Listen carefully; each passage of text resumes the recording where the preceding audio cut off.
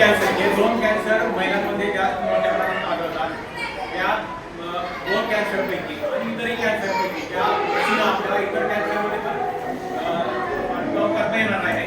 अशी जी लस आलेली आहे HPV व्हॅक्सिनेशन बघितलं असेल आपल्या रोजी उद्घाटन यांच्या असलेल्या देश करण्यात आलेला आहे.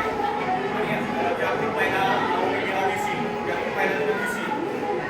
राज्याचे आरोग्यमंत्री व सन्माननीय मुख्यमंत्री यांच्या हस्ते आपल्या 8 मार्चला महाराष्ट्रामध्ये या लसीचं उद्घाटन झालेलं आहे.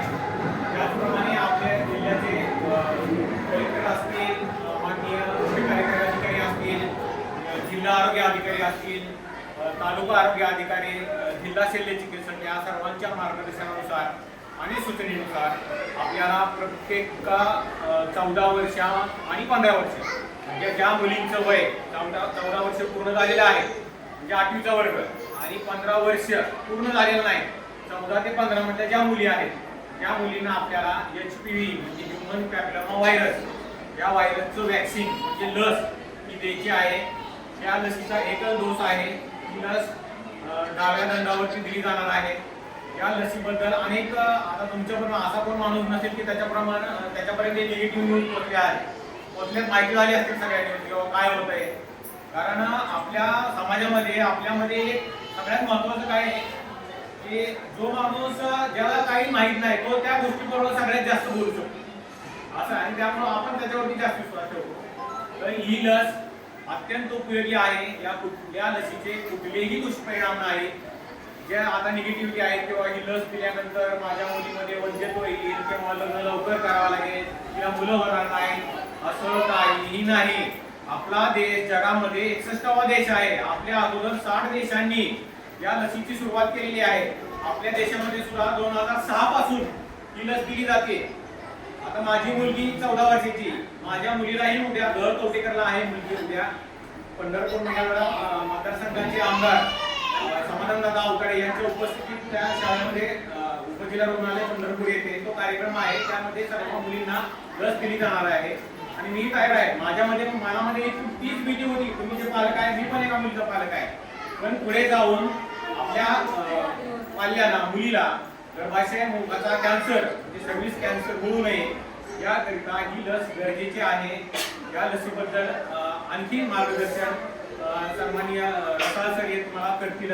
त्याचबरोबर आपल्या काही शंका असतील तर आपण ग्रामीण रुग्णालय कर्तव्यातील वैद्यकीय अधिकारी डॉक्टर बोंदे मॅडम स्त्रीरोगतज्ञ जे आहेत, त्याचप्रमाणे स्नेहा टिंगे मॅडम, पूर्वत मॅडम या जे आहेत, त्याचप्रमाणे आपल्या गावामध्ये डॉक्टर तुषार सरवदे हे आहेत किंवा आपले खाजगी कोण फॅमिली डॉक्टर असतील, आशा वर्कर आहेत, MPW ANM आहेत आमचे, त्यांच्याशी तुम्ही समन्वय साधू शकता. तुमच्या काही शंका असतील त्या विचारू शकता.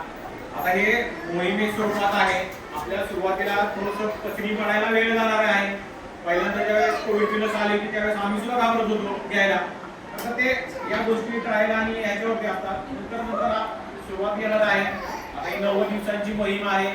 त्यानंतर हे रुटीन इम्युनायझेशन म्हणजे आता आपण जसं आता TT BCG देतोय 10 वर्षानंतर आपण जे TTचा बूस्टर डोस देतोय त्याचप्रमाणे 14 आणि 15 वर्षामध्ये हे रुटीन इम्युनायझेशन मध्ये येणारच आहे. त्यामुळं मीही घाबरून न जाता आपण आणि या लसीमध्ये पहिले ते 4 वर्षापूर्वी MR कॅम्पेन झालं होतं त्याच्यामध्ये कसं होतं की आम्ही शाळेमध्ये जाऊन लस करून देत होतो. तिथं पालकांची संमती वगैरे गरजेची नव्हती. शासनाने ज्या सूचना सांगितल्या आहेत त्यामध्ये ही लस ऐच्छिक सांगितलेली आहे. शेवटी तुम्ही नाही म्हणालात तर आम्ही कंपल्शन करू शकत नाही. पण तुम्हाला घ्या हे आवाहन करणं आमचं काम आहे. आता याच्यामुळं होणारे फायदे भरपूर आहेत.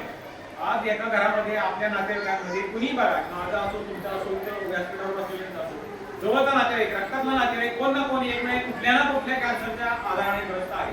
ते आपण आपल्याला विचार आणि वस्तुस्थिती आहे. इथून पुढं जो काळ येणार आहे डायबिटीज, हायपरटेन्शन, थायरॉइड आणि कॅन्सर याशिवाय दुसरं काही नसणार आहे. त्यामुळं आपल्याला या आजाराचा प्रादुर्भाव कमी करण्यासाठी आता प्रतिबंध करण्यासाठी ही लस अत्यंत उपयोगी आहे. या लसीबाबत ज्या काही गैरसमज आहेत किंवा ज्या अंधश्रद्धा आहेत त्याच्यावर पुन्हा कशावरही विश्वास ठेवू नका.